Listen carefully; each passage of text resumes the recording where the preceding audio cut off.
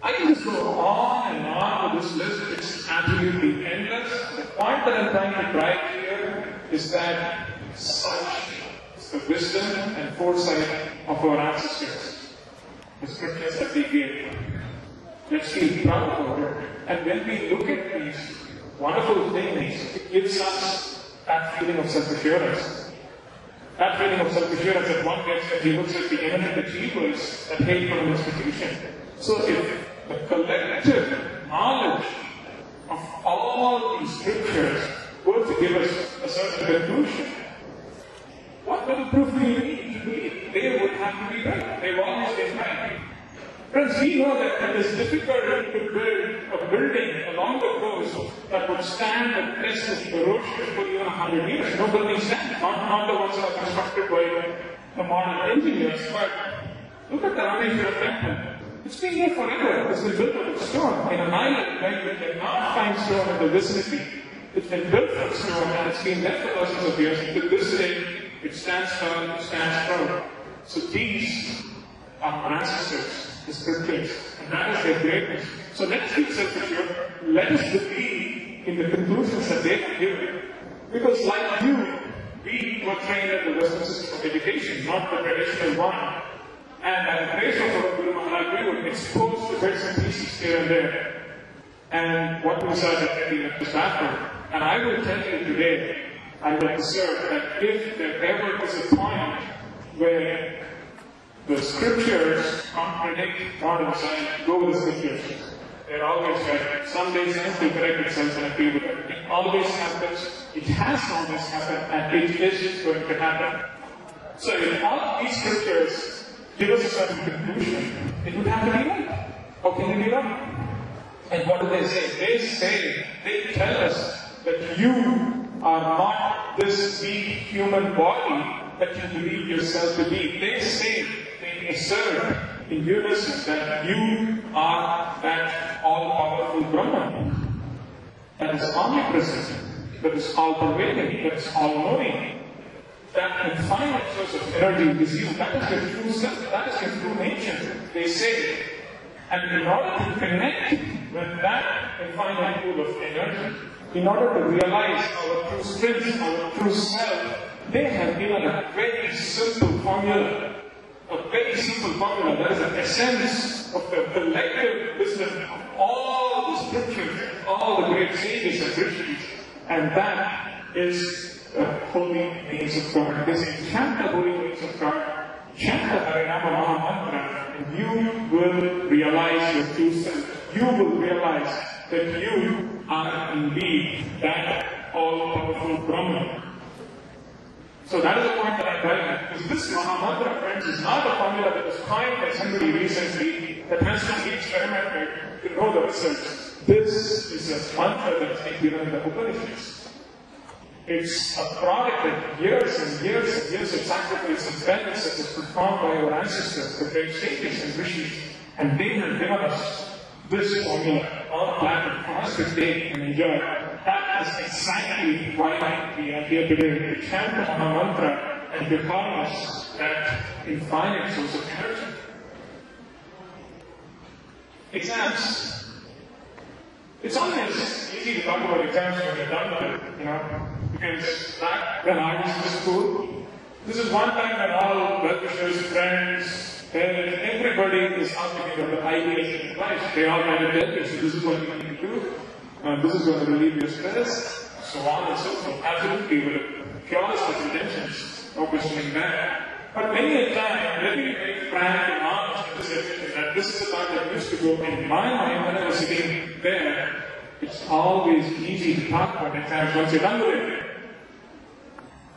It's true because we do find that some of these sessions that we are put through, some of these suggestions that people give have the counter effect. They become counterproductive. Rather than to relieve the stress, they open us up to this whole new set of fears that they never even thought about. Oh, I have things to worry about now, and now you give me additional stuff to think about. I never thought about that. That does happen. I know we all need that. But let me assure you, that's not going to happen here. There was a friend from childhood who had a very peculiar problem. a very peculiar and embarrassing problem that he could not even disclose to others. And he wanted a session with a psychologist and therapist. So we fixed up a session with one of those reputed people, and a couple of us went with him. So the therapist calls him and he pointed out, and he says, "So what's your problem?" He says, "It's a very embarrassing problem. I can just tell you, I cannot help anybody." "So what is it?" I said, "The real problems, you can just tell me." "Sure." So this friend knows that when I get really tense and stressed about something, this is what happens. I begin to imagine that I'm a dog. Not just an ordinary dog, but a Dalmatian. You know the white dog with beautiful black spots, that cute little thing? I begin to imagine that I'm a Dalmatian. I start to think like one, I start to act like one, I start to bark like one. So that is the problem. But I'm really tense, this is what happens, so can you help me? "Oh, this is your problem?" Absolutely nothing. That is supposed to be shocking to those of us who are watching, because we thought it was really weird. And this therapist says, "It's a very common thing." I did not know that. That's another story. So he says, "I want you to sign up some of these papers. We'll put you through this session, which would last for about an hour, longer than hours. And at the end of it, I will assure you that you will feel absolutely relieved. This problem will be gone. It will never haunt you again." It was really reassuring, and we signed up for it. And then the session began. And the therapist started finding question after question, real weird questions. Some of those we never could even imagine, probably only a therapist could find such things. And this went on and on. He was asked to fill out some questions that contained all kinds of weird questions. And this happened, it was almost 45 minutes, and we're approaching the closing time. And then the therapist says, "So you're almost done with the session. We are 70% through. This is just one last thing that you need to do before you're through with this. And I'm sure you're getting much relief already. You must be feeling that by now. And I just want you to do one thing. Can you see that couch, that nice soft couch in that corner? I want you to just go there and lie down flat, close your eyes, just be in that position for 10 minutes." He says that, and then our friend goes, "Oh, but I'm not allowed to climb up on furniture."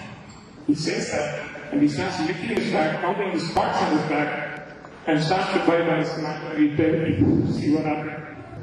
So what was supposed to relieve his tension ended up doing otherwise. This man actually demonstrated exactly what problem he was going through, because he was so stressed by that session that he was a Dalmatian. Right there, we saw it. But I'll assure you, friends, that is not going to happen today. None of you would have to come spots on anybody's back or your friend's back. It's not going to happen today. At the end of this session, when you walk out of this hall, after having chanted the Mahamantra, you will definitely feel supremely confident. You will feel that this whole experience and the time that you decided to take up to be here was absolutely worth it. Because this, as I told you, is not a formula of Bitcoin. It's the wisdom of the great issues. It is the wisdom of scriptures. And it definitely works. Let me show you that. Because this would make you, it would connect you to that infinite source of energy.